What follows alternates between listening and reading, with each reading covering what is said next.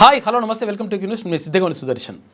ఇక తెలంగాణ ఉద్యమకారుడు, దర్శక నిర్మాత, బహుముఖ ప్రజ్ఞాశాలని చెప్పుకోవాలి. ఎందుకంటే ఇక్కడ ఉద్యమంలో క్రియాశీలక భూమిక పోషిస్తూ అటు సినిమా రంగంలో కూడా తనదైనటువంటి ముద్ర వేస్తూ తెలంగాణ ఉద్యమం కోసం, తెలంగాణ రాష్ట్ర సాధన కోసం పాటుపడ్డటువంటి వ్యక్తి సయ్యద్ రఫీ. దర్శక నిర్మాత ఆయన మనతో ఉన్నారు. ఆయనతో మాట్లాడేటువంటి ప్రయత్నం చేద్దాం. నమస్తే సార్. నమస్తే. చెప్పండి, తెలంగాణ అంటే అసలు యాక్చువల్గా చాలామంది తెలంగాణ నుంచి వెళ్ళిన వాళ్ళు సినిమాలలో చాలా తక్కువగా ఉంటారు. ఆ సినిమాలలోకి వెళ్ళాలని మీకు ఎందుకు అనిపించింది? మీ కుటుంబ నేపథ్యం ఏంది? యాక్చువల్లీ ఏంటంటే మాది హుస్నాబాద్. ఓకే. ఆ తర్వాత నేను బోర్డింగ్స్లో చదివిన. కరీంనగర్ జిల్లా హుస్నాబాద్. కరీంనగర్ పాత జిల్లా, ఇప్పుడు సిద్దిపేట కేసీఆర్ గారు. అయితే నన్ను మా ఊర్లో మంచి ఇంగ్లీష్ మీడియం స్కూల్స్ లేకుండే. అయితే నన్ను హాస్టల్లో వేసిండ్రు. అయితే అక్కడ ఏంటంటే కరికులర్ యాక్టివిటీస్ ఉంటాయి కదా, కల్చరల్ యాక్టివిటీస్, అవి చాలా ఇంట్రెస్ట్గా ఉండేది నాకు. అన్నిట్లో పార్టిసిపేట్ చేసేటోని, చాలా ప్రైజ్లు వచ్చేటి నాకు. అది లక్కీగా దాని మీద ఇంట్రెస్ట్ బాగుండే. అందుకే ఏంటంటే ఇక ఆ కాంపౌండ్లోకి వెళ్ళి బయటకు వచ్చినాక సెల్యులాయిడ్ మీద అవే పనులు చేసిన అన్నట్టు. అట్లా సినిమాకి వచ్చేసిన నేను. అది తెలంగాణ ఉద్యమంకు సంబంధించి ప్రత్యేకంగా సినిమాలు తీయడం కానీ, తర్వాత తెలంగాణ ఉద్యమం ఆ పందాలో వెళ్ళడం కానీ ఎందుకు అట్లా అనిపించింది? అంటే కొంతమంది ఏం చేస్తుంటారంటే ఆర్టిస్టులు ఉంటారు. ఆర్టిస్టులు అంటే నేను అందరికి ఆర్టిస్ట్, నేను తెలంగాణకి ఎందుకు ఆర్టిస్టు, ఇటువంటి దృక్పథంతో ఉంటారు. కానీ మీరు ప్రత్యేకంగా తెలంగాణ రాష్ట్ర సాధన కోసం కావాలని చెప్పేసి కొట్లాటలో కూడా ఉన్నారు, సినిమాల్లో కూడా ఆ పంద కొనసాగించింది. కారణం ఏంది? కారణం ఏంటంటే ఆ టైంలో నమస్తే తెలంగాణ పేపర్ వచ్చింది, టీ న్యూస్ వచ్చింది. అట్లా ఒక్కొక్క మాధ్యమాలు వస్తా పోతున్నాయి. తర్వాత వ్యాసాలు రాస్తుండ్రు, బుక్కులు కూడా రాస్తుండ్రు, జానపదాలు కూడా బాగా వచ్చినాయి. మిగిలిపోయింది ఒకటే ఉండే సినిమా. ఓకే. అయితే నేను కేసీఆర్ గారితో కూడా అప్పుడు చర్చించిన. మీరు ఒక పార్టీ పెట్టి జై తెలంగాణ అంటే అందరు జై తెలంగాణ అంటుర్రు, కానీ తెలంగాణ ఎందుకు అవసరమో ఇంకా గ్రాస్ రూట్ లెవెల్లో తెలవలే. సినిమా అనే మాధ్యమం ద్వారా అసలు తెలంగాణ ఎవరికి అవసరమో వాళ్ళకి తెలంగాణ గురించి తెలియదు. ఎవరికైతే తెలంగాణ అవసరం లేదో వాళ్ళందరూ పొలిటికల్ దానికోసం తెలంగాణ అంటుర్రు. అయితే ప్రజలకు వాళ్ళ జీవితాలలో ఏం మార్పులు వస్తాయి, తెలంగాణ ఆవశ్యకత ఏంది అనేది మనం చెప్పగలిగితే ఉద్యమం కూడా గట్టిగా అవుతుంది, అందరికీ కూడా తెలంగాణ తనం లోపల నిండిపోతుంది. అయితే నా ఆయుధం సినిమా దాని లక్ష్యం తెలంగాణ. మీ కోట్ నా కోట్ పెట్టుకొని నేను అనుకున్నా ఉద్యమానికి ప్రతి ఆయుధం సినిమా, నా ఆయుధం సినిమా. ఓకే. దాని లక్ష్యం తెలంగాణ. ఓకే అని ఇంకెన్నాళ్ళు వాయిస్ ఆఫ్ తెలంగాణ అని పెట్టిన. ఇంకెన్నాళ్ళు సినిమా చాలా బాగా పాపులర్ అయింది. దానికి నంది అవార్డులు కూడా వచ్చినాయి. ఇంటర్నేషనల్ ఫిలిం ఫెస్టివల్స్ కూడా పిలిచిండ్రు. కానీ ఆ టైంకి నేను ఇక్కడ పోరాటం చేస్తూనే ఉన్నా. అది పంపుడు కూడా పంపలే. ఉద్యమంలో ఉండడంతో ఇక్కడనే బిజీ అయిపోయింది. ఇక్కడ దాని మీద సంఘర్షణలు జరుగుతూ ఉన్నాయి. దాంట్లో కొద్దిగా నిజాలు అన్ని వాస్తవాలు ఉన్నాయి కదా. అటు సీమాంధ్రులతోని ఇక్కడున్న పెత్తందారులతో కూడా నాకు అవస్థలేని. అప్పుడు నేను యూట్యూబ్లలో వదలడము, ప్రొజెక్టర్లు పెట్టి కొంతమంది ఊరు చూపించడము, అదో ఉద్యమం అయింది. అవును. ఇప్పుడు బలగం సినిమా లెక్క అప్పుడు తెలంగాణ ఉద్యమానికి సంబంధించి ఇంకెన్నాళ్ళ సినిమా గురించి పీపుల్ ఓనప్ చేసుకొని పోస్టర్లు, పాంప్లెంట్లు అట్లా వెళ్ళింది అన్నట్టు. కాబట్టి అది కూడా ఉద్యమ నేపథ్యం, ఉద్యమం లాగానే వెళ్ళిపోయింది అది సినిమా. అయితే నేను 3 తరాల కథను ముందు నుంచి తీసుకుంటూ వచ్చిన అన్నట్టు. 1947 రజాకర్ మూమెంట్, తర్వాత 69 ఉద్యమం, మొదటి తెలంగాణ ఉద్యమం, తర్వాత నెక్సల్ ఉద్యమం కూడా తీసిన నేను దాంట్లో. ఎందుకంటే దాన్ని అందరూ కప్పేస్తారు దానికి కీర్తి లేకుండా, కానీ అది కూడా తెలంగాణలో చాలా ప్రభావితం చూపించింది. ఆ తర్వాత ఈ ఉద్యమం. అంటే ఇప్పుడే కాదు ఉద్యమం, అప్పటి నుంచి తెలంగాణకు ఉద్యమాలు నడుస్తూనే ఉన్నాయని చెప్పి 3 తరాల కథ, తాత, తండ్రి, ఇప్పుడున్న మన్వాళ్ళు, అప్పుడు ఇప్పుడు కాలబెట్టుకునే ఉద్యమం వచ్చింది.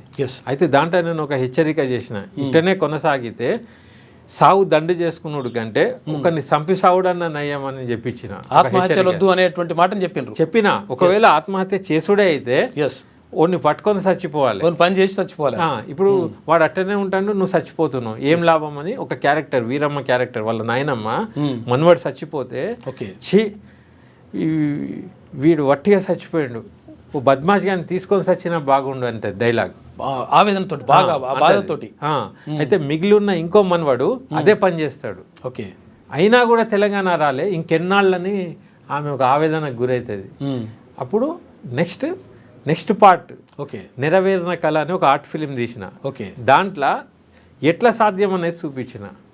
ఓటు, రాజ్యాంగం, దాంతో ఎట్లా ఒక ఊరు ఆ నేపథ్యంలో రైతు కుటుంబంలో పెద్ద కాలువ పోతా ఉంటుంది కానీ ఈడ కరువు ఉంటుంది.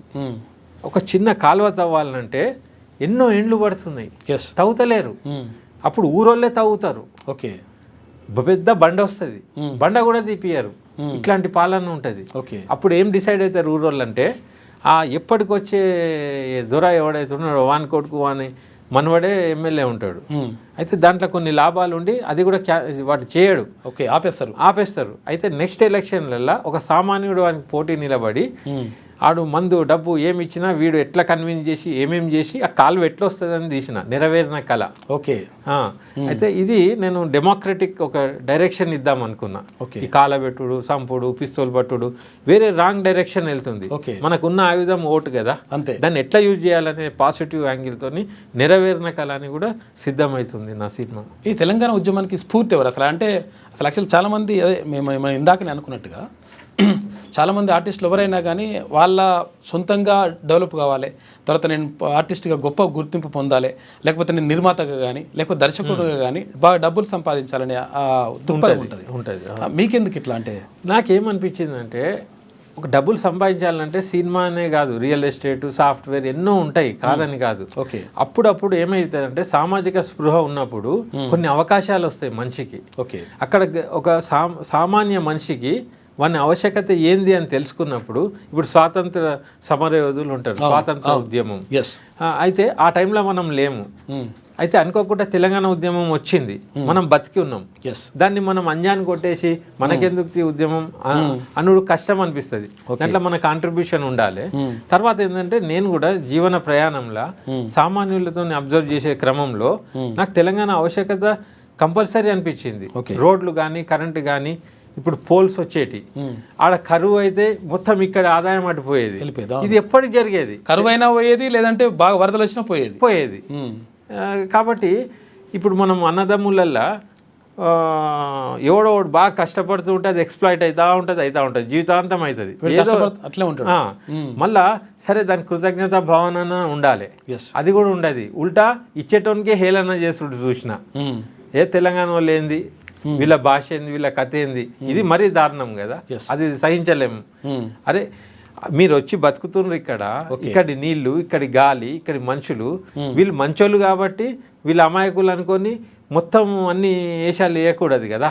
కాబట్టి ఏంటంటే దానికి ఒక కట్టు అవసరమే. కాబట్టి తెలంగాణ అవసరమే. అది అయితేనే ఉద్యోగాలు వస్తాయి, అన్నీ వస్తాయి. ఇప్పుడు ప్రభుత్వంలో ఎక్కువ సీట్లు వాళ్ళే ఉంటాయి, మనవి తక్కువ ఉంటాయి. ఏ బిల్ అయినా వాళ్ళకి లాభం వచ్చేటట్టే చేసుకుంటారు. మనది వేరైనప్పుడు మన వనరులు మనకు దక్కుతాయి అనేది నేను గ్రహించి తెలంగాణకు కావాలని నేను అనుకున్నా. అయితే సినిమా పరిశ్రమ నుంచి ప్రతినిధులు లేరు కాబట్టి, ఎవరన్నా ఉండుంటే నేను ఇంత డీప్గా పోకపోదును. ఎవరు ధైర్యం చేస్తే లేరు కాబట్టి, ఇంకా ధైర్యం చేసే అవకాశం కూడా ఉండదు అక్కడ. ఉండదు, బాగా ఆధిపత్య ధోరణి ఉంటుంది అంట కదా, వాస్తవమేనా? 100% ఉంటుంది. ఇప్పుడు చూడు, మున్పు మద్రాసు నుంచి వచ్చినప్పుడు రాయితీలు ఇచ్చిండ్రు, సబ్సిడీలు ఇచ్చిండ్రు, అన్ని వెసులుబాటు కల్పించి భూములు ఇచ్చిండ్రు. ఫిల్మ్ సిటీలు డైరెక్ట్ భూములు ఇచ్చేసిండ్రు. రామోజీ నాయుడు అది స్టూడియో, తర్వాత అన్నపూర్ణ స్టూడియో, అవి ఎట్లా వచ్చినాయి? గవర్నమెంట్ వాళ్ళతో సత్సంబంధాలు ఉండబట్టే వాళ్ళు చేయించుకో గవర్నమెంట్ భూములు కాదా మరి, గవర్నమెంటే ఇచ్చింది. అయితే ఇప్పుడు అట్లాంటి అవకాశం తెలంగాణ వాళ్ళకి రాలే. ఎందుకంటే మనం లేము అప్పుడు. ఆంధ్ర నుంచి మద్రాసుకి వెళ్ళినారు, వాళ్ళు డెవలప్ అయిపోయినారు. మన వాళ్ళు ఆడదాకా పోయే సాహసం కూడా చేయలే, ఇప్పుడు వస్తున్నారు.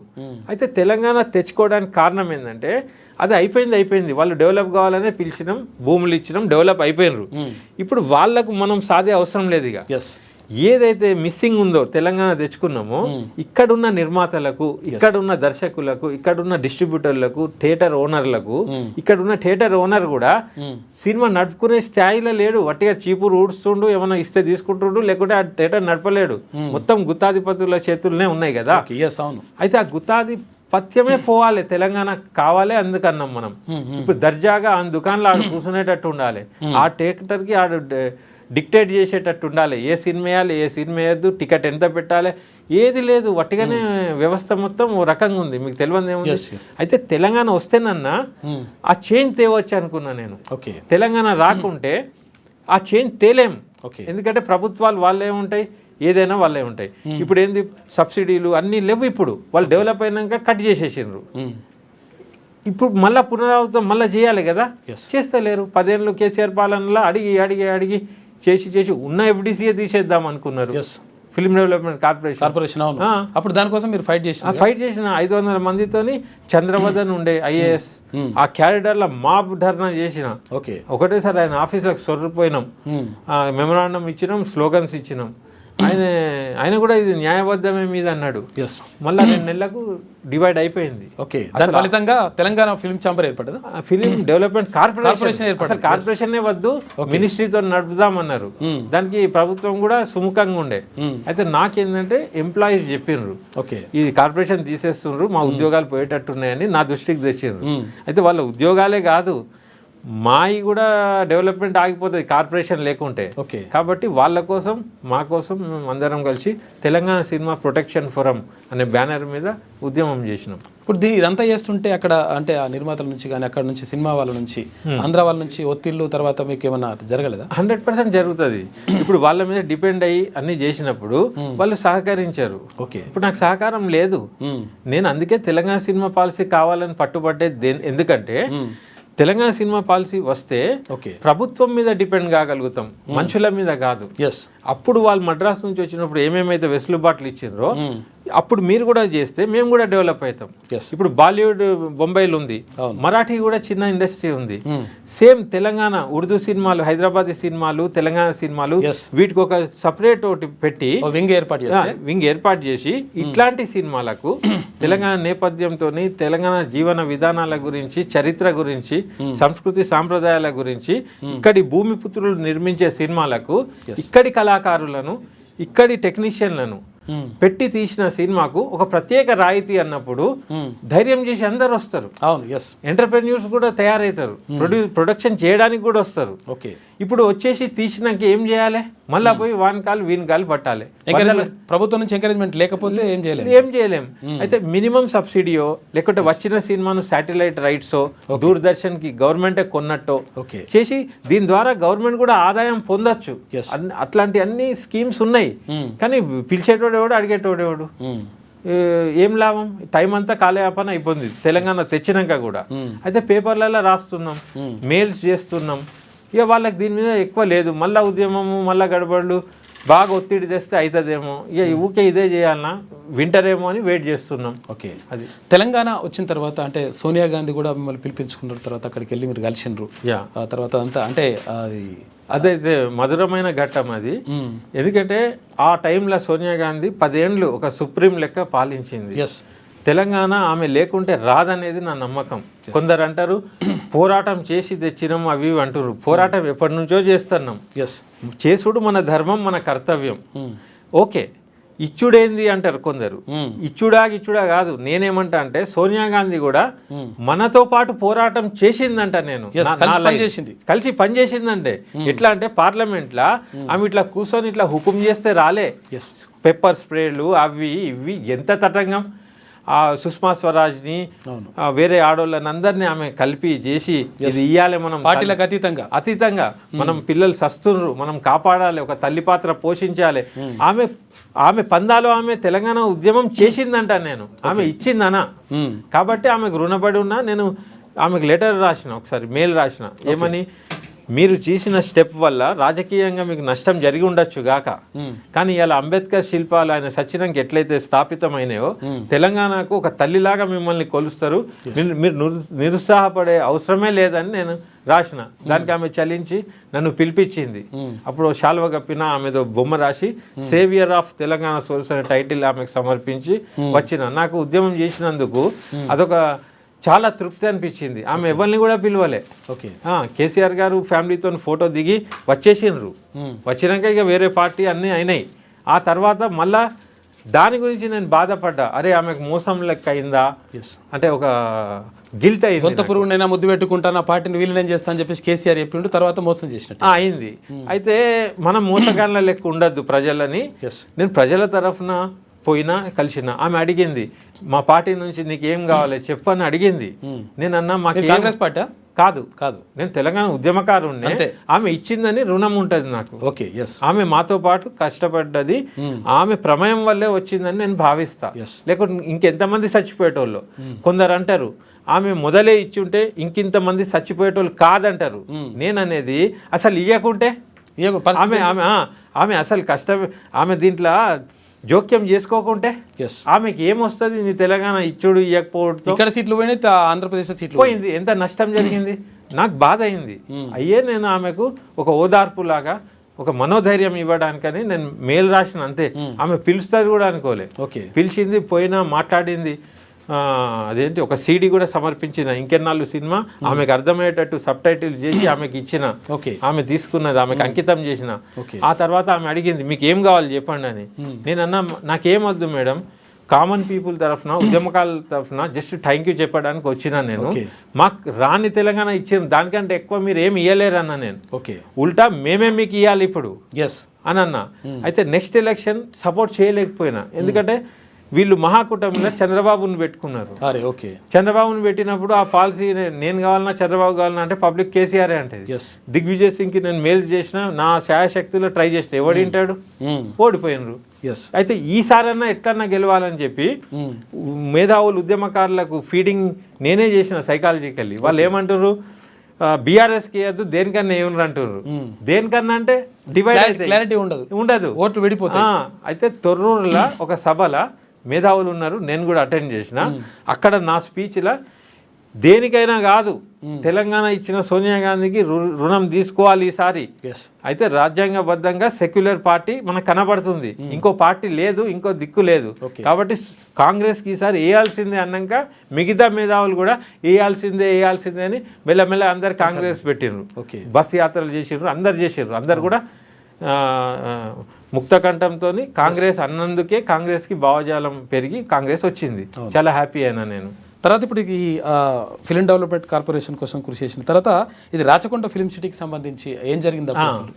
అయితే తెలంగాణ రాగానే మెయిన్ పేజెస్లలో 2000 ఎకరాల Rachakonda film city, Telangana film city, అది ఇదని పెద్ద అడ్వర్టైజ్లు వస్తున్నాయి. అయితే ఒక దినం అన్నపూర్ణ స్టూడియోలో మొత్తం సినిమా పరిశ్రమ అందరినీ కూర్చోబెట్టి ఒక సభ పెట్టినరు. దాంట్లో నాకు కూడా ఆహ్వానం ఉండే, తెలంగాణ కొత్త కదా, అయితే తెలంగాణ వాళ్ళని కూర్చోబెట్టి డ్రామా చేద్దాం అనుకున్నారు. తెలంగాణ ముఖాలు కనపడాలి కదా. వేరే వాళ్ళందరూ కింద కూర్చున్నారు ఫ్రెండ్స్, ఇట్లా మాలాంటి వాళ్ళని పైన కూర్చోబెట్టినరు. తెలంగాణకు మర్యాద అన్నట్టు వేసి అక్కడ ప్లాన్ ఏంటంటే రాచకొండ భూములు అక్కడ 2000 ఎకరాలు ఇచ్చేసి మళ్ళీ నేనేందంటే ఫిలిం సిటీ ఉండే మళ్ళా ఫిలిం నగర్ ఉన్నది, మళ్ళా రాచకొండ ఏం అవసరం? ఇవాళ డిజిటల్ జమానా వచ్చింది, పెద్ద పెద్ద స్టూడియోలు ఏం అవసరం? ఉన్నాయే నడుస్తలేక టికెట్లు అమ్ముకుండు రామోజీరావు, ఏది జనాలకు. అయితే చూడ్డానికి అది ఏదో అంతర్జాతీయ అనే తయారు చేసిండు పాపం. కానీ చూసే వరకు అంత అనుకున్నంత అవుతుంది. అదే కాంది మళ్ళీ రాచకొండ అని పైసలు వేస్ట్ కదా. ఈడ డెవలప్మెంట్, రైతులు గీతులు ఇన్ని పరిశానులు ఉండి మళ్ళీ ఇదేంది అని అన్నప్పుడు మీలాంటి జర్నలిస్ట్ నాకు హింట్ ఇచ్చిండ్రు, ఇదేదో స్కీమ్ పెట్టి బ్యాంకులలో కొల్లెటరాలు తీసుకొని మళ్ళీ పైసలు ఉన్న వాళ్ళకే ఇస్తారు అది అని. పైసలు మా కాడ ఏడున్నాయి అన్ని, మళ్ళీ వాళ్ళే తీసుకుంటారు రూల్ ప్రకారంగా.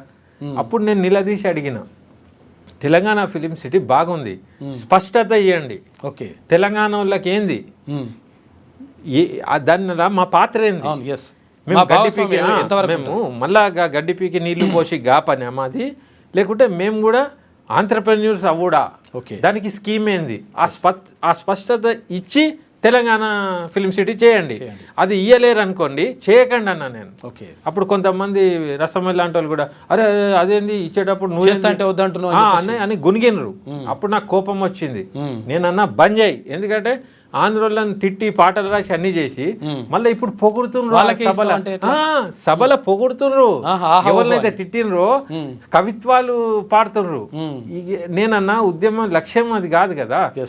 నేనన్నా అసలు అవసరమే లేదన్నా నేను అప్పుడు, అసలు ఫిలిం సిటీ అవసరం లేదు, తెలంగాణ రైతులు గీతులు పరేషాన్ ఉన్నారు, ఫస్ట్ వాళ్ళ పని చేయండి.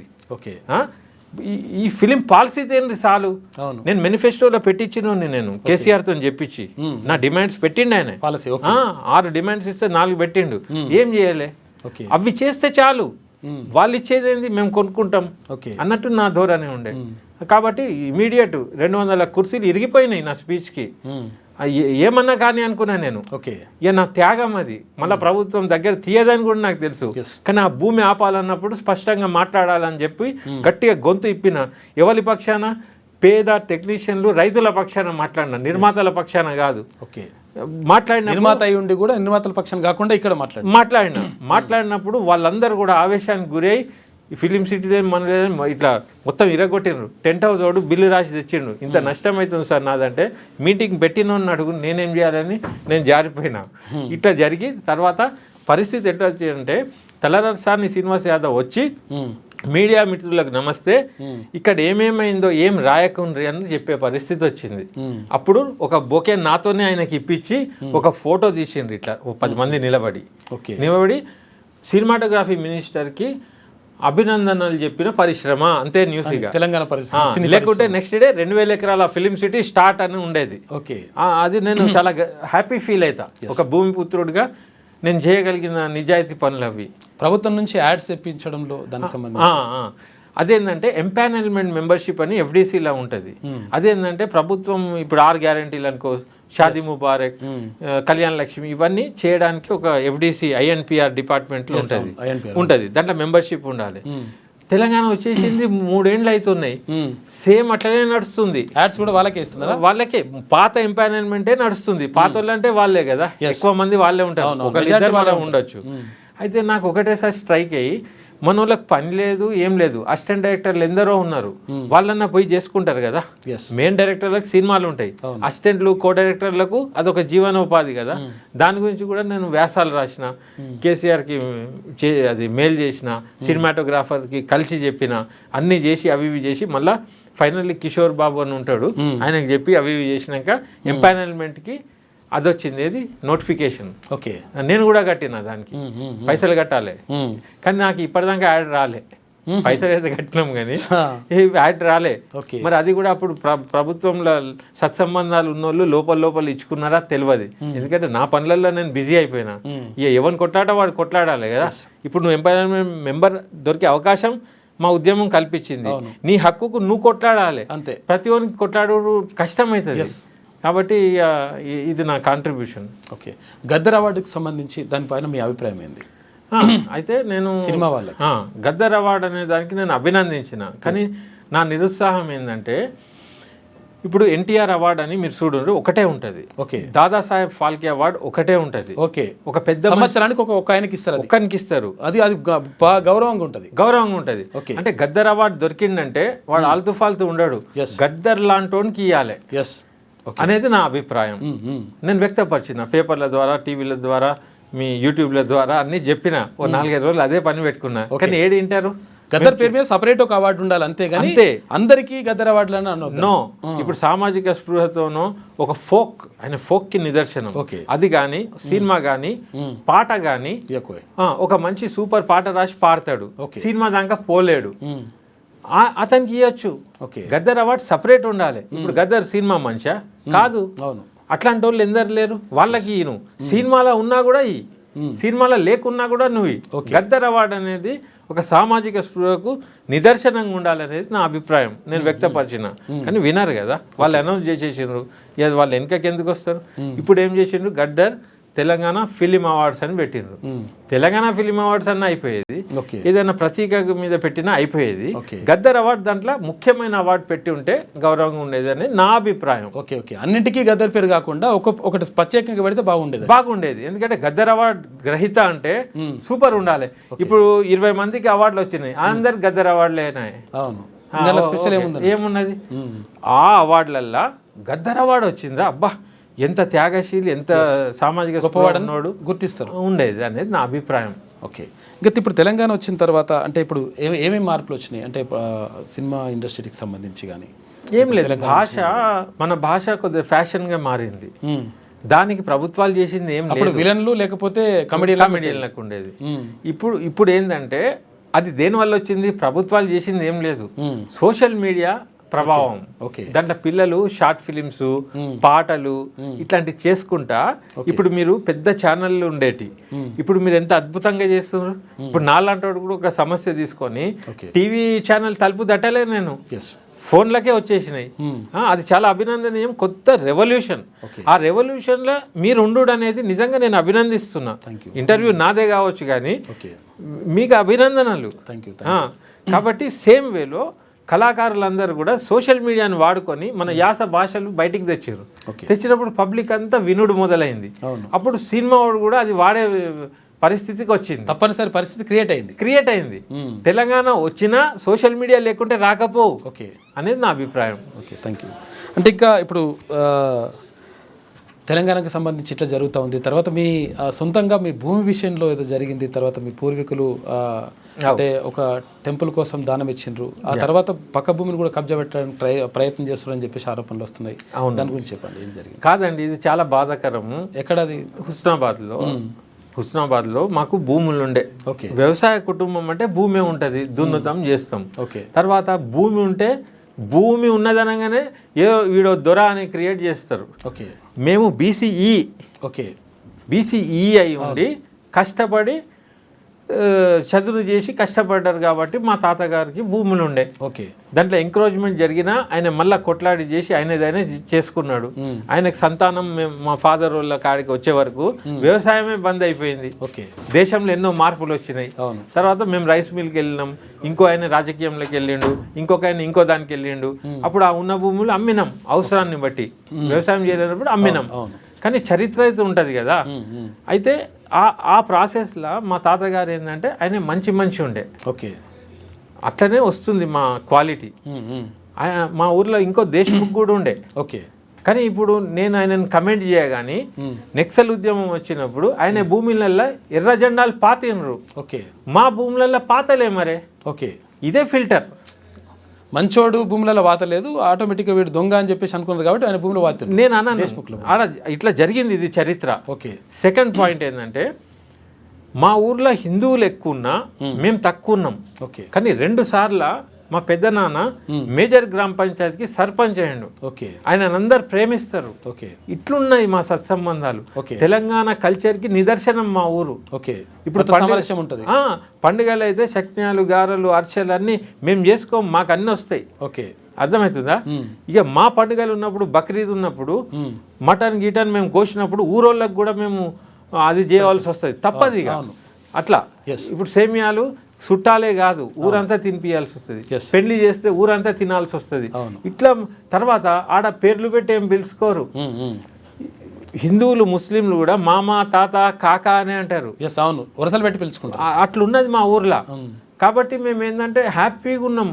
మాకేం ఎన్నడూ కూడా ఏం లేదు. మాకు ఒకళ్ళకి పనికి వచ్చేటోళ్ళమే కానీ నష్టం చేసిన వాళ్ళం కాదు. ఇది మా చరిత్ర.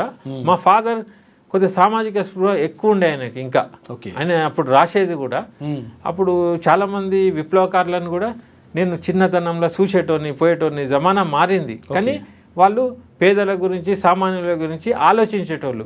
కాబట్టి మా పెద్దనాన్న సర్పంచ్ కాగలిగింది కదా. ఇవాళ ఎట్లుంది, రాజకీయం చేస్తే ఏం దోయాలి, ఎన్ని పైసలు లేవాలి, ఈ బాపతోళ్ళు ఉన్నారు. వీళ్ళు ఉన్నది ఇచ్చి చేసే బాపతోళ్ళు ఉండే. నేను అబద్ధం ఆడతలేను, నేనే సాక్షిని. ఇట్లుండే. అది ఎందుకు మరి అది అయిందంటే పబ్లికే ఎంకరేజ్ చేసి నువ్వు ఉండాలంటే అయినరు. మాకేదో ఆశ కాదు. అంతే. మా పెద్దనాన్నను సెకండ్ టైం మంచి జరుగుతుంది, పెద్ద మనిషి ఉంటే అనుకుంటే కరప్షన్ జరిగేది అది ఇదని. ఇప్పుడు ఈ గుడికి కూడా మా తాత చెప్పిపోతే 4 కొడుకులు 1 ఎకరం 1 గుంట, అప్పుడు 4 ఎకరాల 4 గుంటలు ఇచ్చేసి మొత్తం గుడికి రాసిచ్చిండ్రు, దానం చేసిండ్రు. ఆ దాన పత్రాలు ఉన్నాయి నా దగ్గర అన్ని. సర్వే నెంబర్ ఎంత? 265. దాని పక్కన మిగులు భూమి కొద్దిగా మిగిలింది మాకు. అందరు పంచుకున్నారు. మాకు రైస్ మిల్ ఉండేది, అటు మూలకు కొంత మేము ఫస్ట్ తీసుకున్నాం, తర్వాత వేరేటోళ్ళకి పంచిండ్రు. దాంట్లో ఎంతైతే మిస్సింగ్ ఉన్నదో ఇటు నూకిండ్రు అన్నట్టు. ఆ నూకింది పడావు ఉన్నది, మాకు అవసరం లేదు. ఇవాళ అవసరం ఎందుకు వచ్చిందంటే ఆడ షాదిఖానాలు తయారైనాయి. మా రైస్ మిల్ని కూడా మిషన్లు తీసేసి ఆర్బీ గార్డెన్ అని ఫంక్షన్ హాల్ చేసినాం. అది ఏసీ కాదు. అయితే బ్యాంకెట్ హాల్స్ అని కూడా నడుస్తున్నాయి ఇవాళ రేపు. అవుతున్నాయి. అయితే మా ఫాదర్ది నాది ఎట్లుంటే సంబంధం అంటే నా విద్యాభ్యాసం వరకు ఆయన నన్ను పోషించిండు. ఆ 1 year నేను ఆయన రైస్ మిల్లో నేను పనిచేసిన. ఓకే. ఎవరి లెక్క వానికే ఉంది. మా డాడీ కూడా ఈ రోజు వరకు కూడా నాతో పైసా తీసుకోడు. అట్లా ఒక టైప్ మనిషి. ఆయన లెక్క నేను కూడా అట్టనే ఉన్నా. అప్పుడు ఆయన భూమిలా నా ఆస్తి కూడా నాకు ఇయ్యాలటి వరకు పంచలే. బ్యాంకెట్ హాల్ చేయాలంటే దానికి పెట్టుబడి అవుతుంది కదా. అయితే నాకు ఒక 3 గుంటల భూమి గిఫ్ట్ డీడ్ చేసిండు, కట్టుకోరా అని. అర్థమవుతుందా? పెట్టుబడి అంతా నాదే ఉంటుంది అన్నట్టుగా. కట్టడానికి పోయినప్పుడు వెనకేవాడో తలుపు పెట్టిండు. అవన్నీ సరి చేసుకోవాలి కదా. కాబట్టి కోర్టుకు పోయినాం. ఈ తలుపులు పెడితే తొవ్వ అయిపోతుంది ఖాళీ జాగా. పోతే కోర్టు స్టేటస్ కో ఆర్డర్ ఇచ్చింది. ఇక నేను కూడా కట్టలేకపోయినా. స్టేటస్ కో అంటే ఎవరు కట్టాలి, ఆగిపోయింది. అందులో వాళ్ళు వెళ్ళడానికి లేదు, మనం వెళ్ళడానికి లేదు. అయితే ఇక్కడ ఉన్న గుడోళ్ళు వాళ్ళు మాకు మద్దతుగానే పేపర్లు ఇచ్చిండ్రు వీళ్ళ అగేన్స్ట్గా. హఠాత్తుగా ఏమైందంటే ఈ సెకండ్ సాటర్డేనే ఒకటేసారి మారిపోయి ఆ స్టేటస్కో ఉన్న భూమిలా వచ్చుడే నేరం. తర్వాత దీనికి హద్దులు పెట్టమని మేము పెట్టినాం అడ్వకేట్ కమిషనర్. ఇప్పుడు నా దగ్గర ఫోటోలు ఉన్నాయి. మొదలు పెట్టింది సేమ్ ఫ్రేమ్లో ఉంది, తవ్వింది కూడా సేమ్ ఫ్రేమ్లో ఉంది. అయితే ఇప్పుడు వాళ్ళకి శిక్ష అవుతుంది కోర్టు ద్వారా.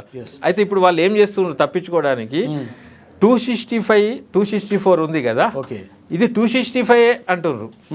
ఇప్పుడు తీసేసి 265లోనే కట్టినాం మేము అంటున్నారు. జడ్జి గారు ఏమడుగుతున్నారు తెలుసా, అది 265 ఉంటే ఆడ ఉన్నదే కొంత భూమి, మరి స్టేటస్ కో దేని మీద ఇచ్చినాం మేము? అవును, ఎందుకు కోర్టుకు రావాల్సి వచ్చింది? స్టేటస్ కో ఎందుకు ఇచ్చినాం? మొన్న కొలతలు చేసినప్పుడు వీళ్ళ మనిషి కూడా ఉన్నాడు. మరి మీరే సంతకాలు చేసి పంచులతోని చేసింది మరి 264లోనే కదా. అవును, 265 అయితే మీరు ఎట్లా కొలవని ఇచ్చిండ్రు?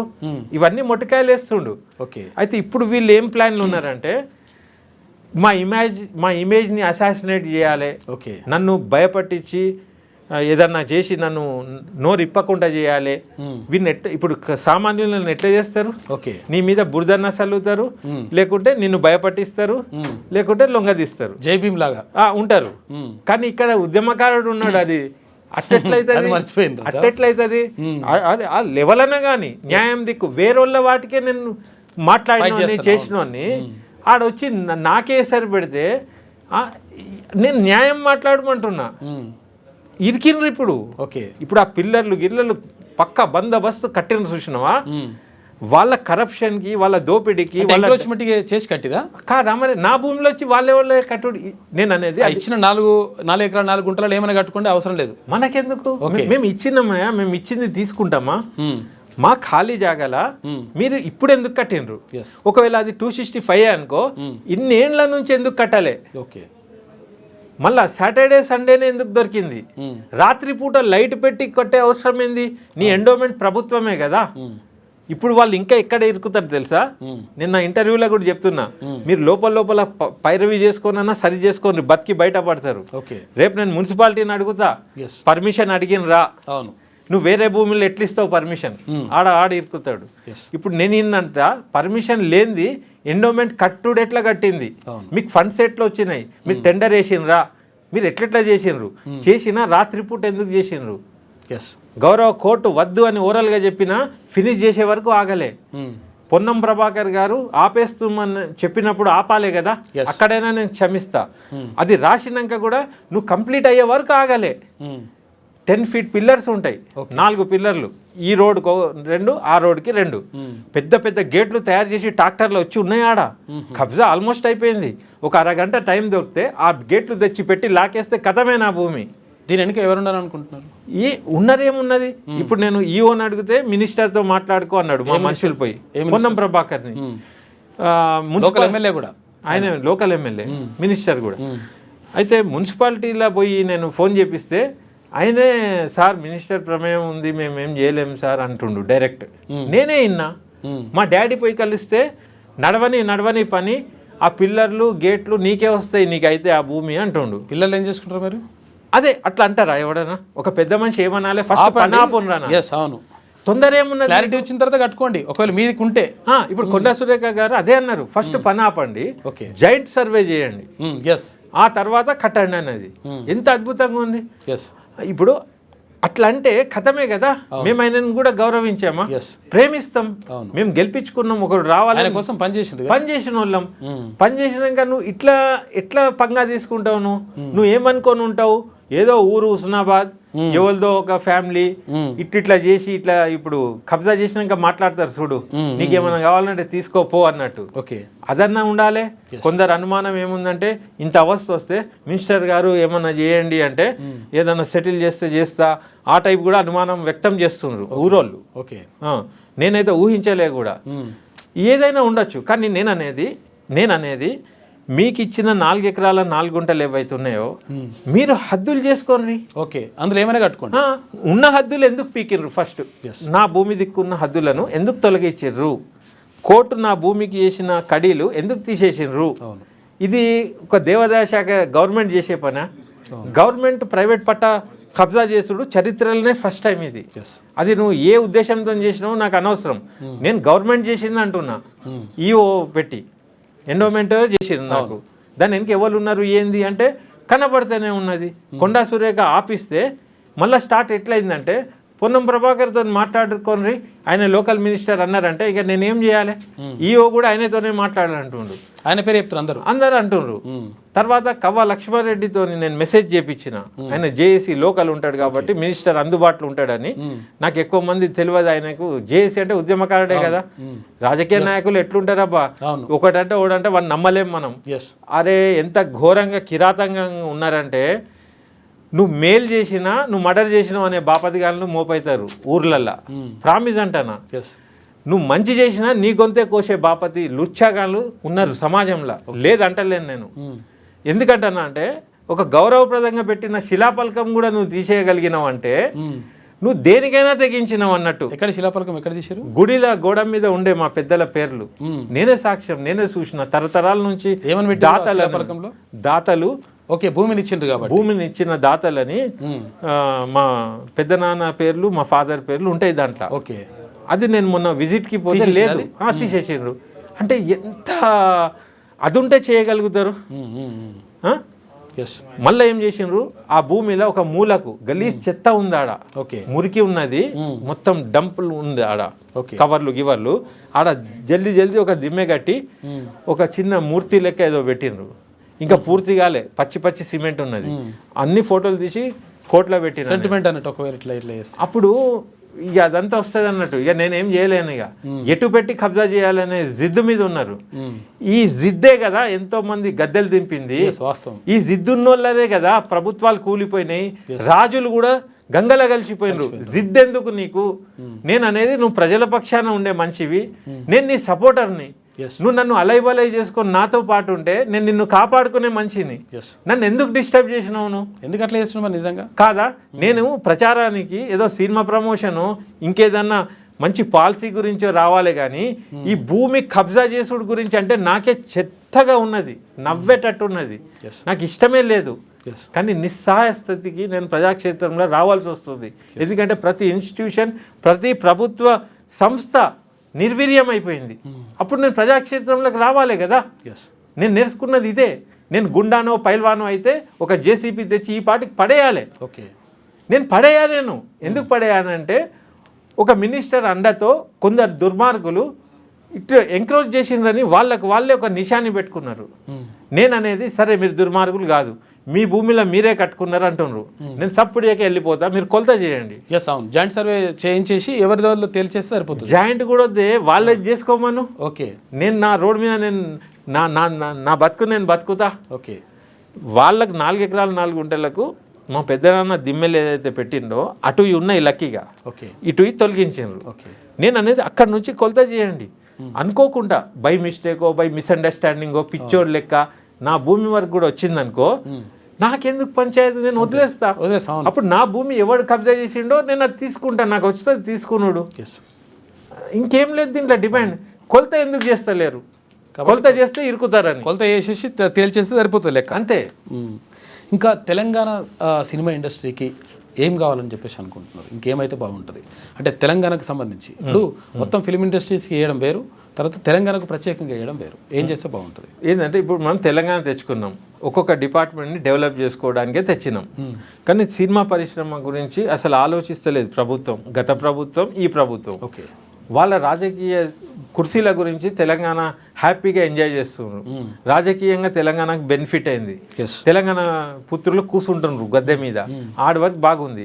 దోసుకునేటోడు దోసుకుంటుండు, సేవ చేసేటోడు సేవ చేస్తాడు. కానీ తెలంగాణ చేతిలో వచ్చింది, అది మంచి వచ్చాడు. అయితే నేను అనేది రైతులకు కానీ, సినిమా వాళ్ళకి కానీ, జర్నలిస్టులకు కానీ, ఒక్కొక్క డిపార్ట్మెంట్ మనం పోరాటం చేసిన వాళ్ళకు 100% న్యాయం జరగాలి. జరగకుంటే కొట్లాడి ఇంతమంది చచ్చిపోయి ఎంత టైం, ఎంత ఎనర్జీ, ఎంత ఇచ్చినా నేను ఇవన్నీ ఇవ్వకుంటే నేను బాలీవుడ్లోనూ ఎన్నో ఉండేటోని నాకు ఉండేది. ప్రత్యేకంగా ఆ రూటే చూసుకుంటే వేరే ఉంటుంది. 100% కదా. నేనేదో ఉట్టుట్టి కాదు, నా సాహిత్యాలు, నా సంగీతాలన్నీ పెద్ద పెద్దోళ్ళు మెప్పు పొందినోని. నేను ఏదో ఒకటి సినిమా పిచ్చోడు కృష్ణానగర్ కాదు. నేను మంచిగా ఆలోచనలతోనే వచ్చినోని. అయితే బుక్ ఆఫ్ రికార్డ్ మరి అది కూడా వచ్చింది.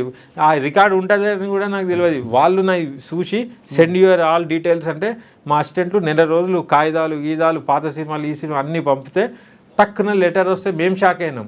ఓ లిమ్కా బుక్ ఆఫ్ రికార్డ్స్ అని. అర్థమవుతుందా? అది రాకున్నా రికార్డే, కానీ ఉన్నది రికార్డ్. అది సంతోషకరమైన విషయం. వాళ్ళకి ధన్యవాదాలు. తర్వాత ఇప్పుడు తెలంగాణ సినిమా పాలసీ లేనిది సినిమాలు తీసుడు దండిగా ఇప్పుడు తెలంగాణ వాళ్ళు.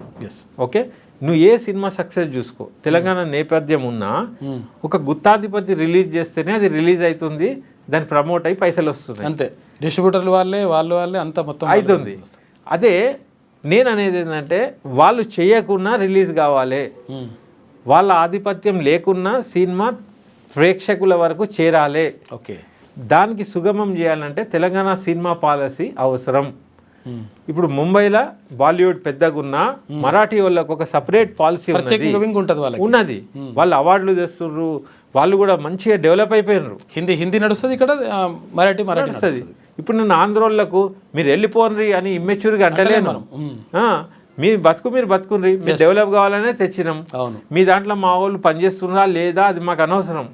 మీ పోటీ మీతో మాకు పోటీ కూడా లేదు. మా బతుకు మేము బతకాలి. కాబట్టి మేము జాగలు గీగలు ఫిలిం సిటీలు కూడా అడుగుతలేము. మేము అడిగేది ఏంటంటే ఇక్కడ ఉన్న పైసలు ఉన్నోడు పెట్టుబడి పెడితేనే ఒక నిర్మాణం అవుతుంది. ఇక్కడి కళాకారులకు ఊర్ల పొంటి వచ్చేటోళ్ళకు వీళ్ళకు వాళ్ళు వట్టిగా యూట్యూబ్లోకి పరిమితం అవుతుండ్రు.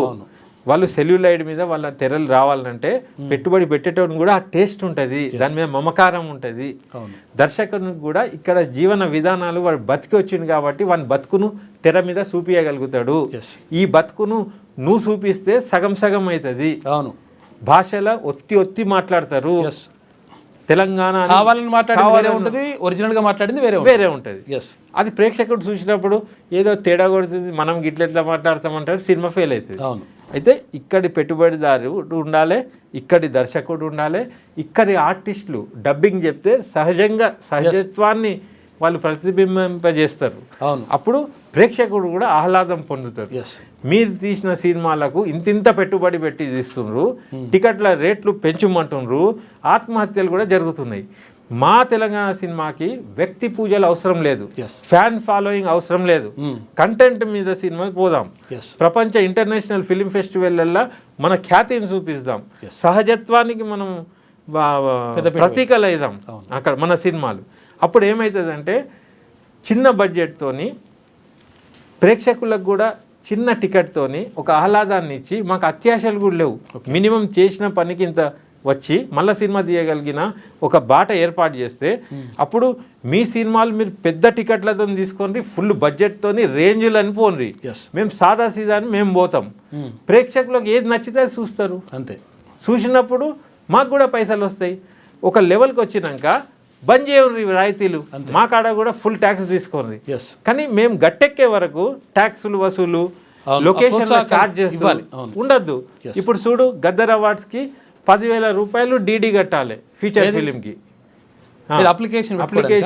అప్లికేషన్కి వేరే ఉన్నది 5,000 ఏమో. 5,000 చిల్లర కట్టినాక అప్లికేషన్ ఇచ్చిండ్రు. మళ్ళా అప్లికేషన్ చదివినాక ఫీచర్ ఫిలిం అయితే మళ్ళీ 10,000 కట్టున్నారు అన్నారు. మళ్ళీ కట్టాలి. పిక్చర్ లెక్క కట్టినా నేను ఇప్పుడు సరే, పెద్ద నిర్మాతలు లేకపోతే దర్శకులు లేకపోతే పెద్దవాళ్ళు అయితే అంటే కొంతవరకు డబ్బును వాళ్ళు కడతారు. ఈ జూనియర్ ఆర్టిస్టులు వాళ్ళు కూడా అప్లై చేసుకోవాలి, వాళ్ళ పరిస్థితి ఏంది? అయితే వాళ్ళు సినిమా నిర్మాతనే అప్లై చేస్తాడు. అయితే వాళ్ళు ఏం ఆన్సర్ ఇస్తున్నారంటే ఇన్ని పైసలు పెట్టి సినిమా తీసినప్పుడు ఈ 15,000 పెద్ద లెక్కన అంటుర్రు. నేను అనేది లెక్కనే, ఎస్ లెక్కనే. నా ఫస్ట్ సినిమా తీసినప్పుడు సినిమా పూర్తి చేసినాక ప్రెస్ కాన్ఫరెన్స్ పెట్టడానికి కూడా నా దగ్గర పైసలు లేవు. అవును. గడ్డం చేసుకోవడానికి కూడా టైం లేదు, పైసలు లేవు, అన్నీ అయిపోయినాయి. అవును. ఆ తర్వాత ఎండ్ స్టేజ్లో వచ్చేటి ఈ పనులు, ఆ సినిమాలు అవార్డులు వస్తేనే ఏదైనా వెసులుబాటు అనేది తీసే సినిమాలు. నువ్వు బ్లాక్ మనీ ఉండి అడ్డగోలు పైసలు ఉన్నాడు ఈ సినిమాలు తీయాడు, ఎస్ వాడు కమర్షియల్ తీస్తాడు, వానికి 10 కాదు 20,000 పెడతాడు. అవును. చాలా కష్టపడి ఇట్లా వచ్చేటోళ్ళకు అది భారమే. ఎస్ నేననేది ప్రభుత్వం తెలంగాణ పాలసీ తెస్తే ఉల్టా ప్రభుత్వమే ఎంట్రీలు పెట్టి ఇంటర్నేషనల్ ఫెస్టివల్ పంపే పాలసీలు ఉన్నాయి. ఎస్ నా దగ్గర అంతా మొత్తం బ్లూ ప్రింట్ ఉన్నది. ప్రభుత్వంతో మనము మాట్లాడి ఎస్ చేసే టైం ఉన్నది. అది నేను న్యూస్ పేపర్లలో రాస్తూనే ఉన్నా, కానీ ఎవరు ఏం చేస్తలేరు. మరి అది చేస్తే వాళ్ళకే గొప్ప మంచి జరుగుతుంది. మొత్తం మీద ఇప్పుడు సయ్యద్ రఫీ గారు అంటే సినీ నిర్మాతగా, తర్వాత నటుడిగా రకరకాలుగా విభిన్న పాత్రలు పోషించి ఉద్యమంలో కూడా పోషించినటువంటి సయ్యద్ రఫీ భవిష్యత్ కార్యాచరణ ఏంది? ఏం లేదు. ఇప్పుడు నాకు మిగిలిపోయిన ఉద్యమం అదొకటే ఉన్నది. నేను సినిమా ఫీల్డ్కి ప్రాతినిధ్యం వహించిన కాబట్టి ఇప్పుడు నా డ్రీమ్ ఏంటంటే ఫిలిం డెవలప్మెంట్ కార్పొరేషన్ బతికియగలిగినాము. ఓకే. తర్వాత ఎంపానల్మెంట్ ఓకే చిన్నది. ఇప్పుడు నేను అనేది తెలంగాణ ఫిలిం పాలసీ ఎట్లన్నా చేసి ఓకే ప్రభుత్వం ఒప్పించి మెప్పించి ఈజీ ఐఐటి అన్న చేంజ్ చేసుకుంటే ఒక బాట అవుతుంది. బాట ఇప్పటిదాకా పడలే. ఓకే. పైసలు ఉన్నోడు ఎవడన్నా తీస్తుండు, వాళ్ళ కాడపోతే అది రిలీజ్ అవుతుంది. ఒకటో రెండో సక్సెస్ అయ్యి చెప్పుకుంటున్నాం. ఓకే. 100 కావాలి కదా, కంటిన్యూ ఉండాలి కదా. అది ఒక సినీ ఉద్యమకారుడిగా నా డ్రీమ్ అది. ఓకే. తర్వాత ఇంత కష్టతర ఉన్నా, ఇవాళ కోఆపరేషన్ లేకున్నా ఏదో ఒకటి తీస్తూనే ఉన్నా నేను, తీస్తా కూడా. ఇప్పుడు నెరవేరిన కల ఆర్ట్ ఫిలిం అది. ఓకే. దాని తర్వాత మళ్ళీ ఎలక్షన్లో వచ్చే టైంకి ఒక పెద్ద మాసివ్ ఫిలిం తీస్తా. ఓకే. దీని థర్డ్ పార్ట్ అన్నట్టు.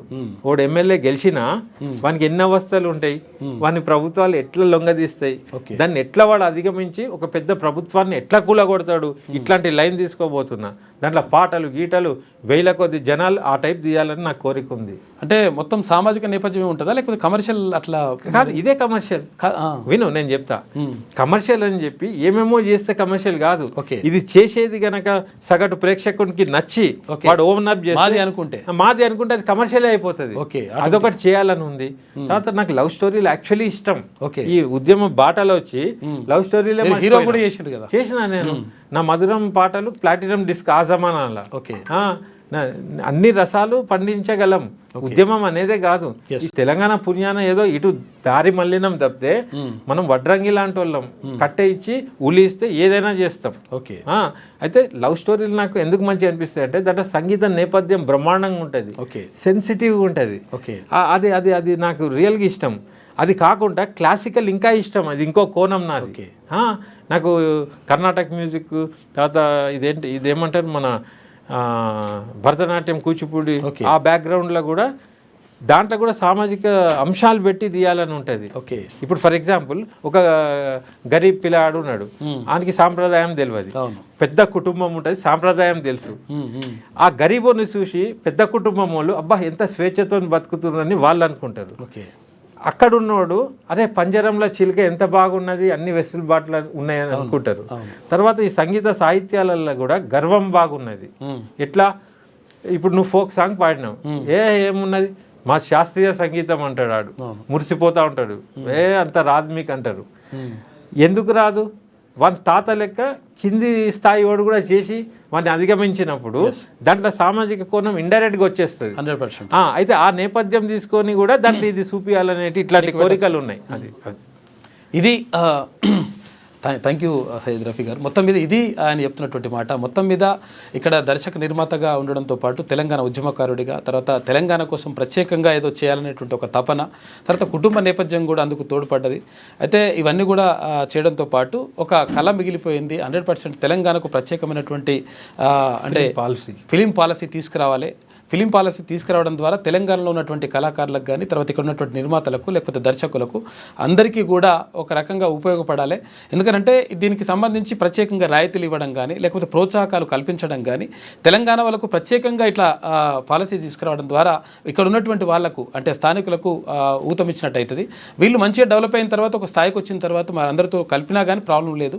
కాబట్టి ఈ తెలంగాణ ఫిలిం పాలసీ తీసుకురావాలని చెప్పేసి ప్రత్యేకంగా అంటా ఉన్నారు సయ్యద్ రఫీ గారు. ఇది సయ్యద్ రఫీ గారితో మాట మంది. క్యూన్యూస్కి thank you. Latest news Telugu మరియు ఇంగ్లీష్ అప్డేట్స్ కోసం ఇప్పుడే క్యూన్యూస్ అఫీషియల్ యాప్ని ప్లే స్టోర్ నుండి డౌన్లోడ్ చేసుకోండి. సరికొత్త సమాచారాల కోసం క్యూన్యూస్ వెబ్సైట్ని ఫాలో అవ్వండి. ఛానల్లో ప్రాంతీయ, జాతీయ, అంతర్జాతీయ వార్తలు వీక్షించండి. లైక్ చేయండి.